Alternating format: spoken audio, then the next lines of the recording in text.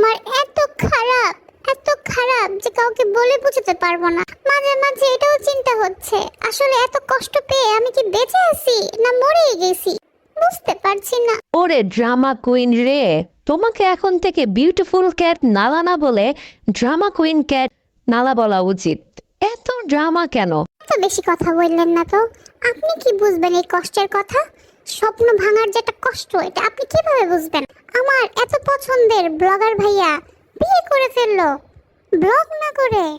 কত স্বপ্ন ছিল, হাতে একটা মুরগির রান নিয়ে আম্মুর বড় এই টিভিতে আমি ওনার বিয়ের ব্লগ দেখবো, আর যখন উনি খাবে তখন আমিও রানটা খাবো।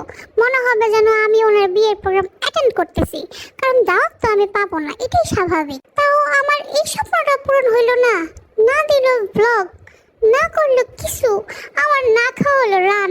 এই কষ্ট যে আমি বাইচা আছি সহ্য কইরা, এটাই তো আমার বিশ্বাস হইতেছে না।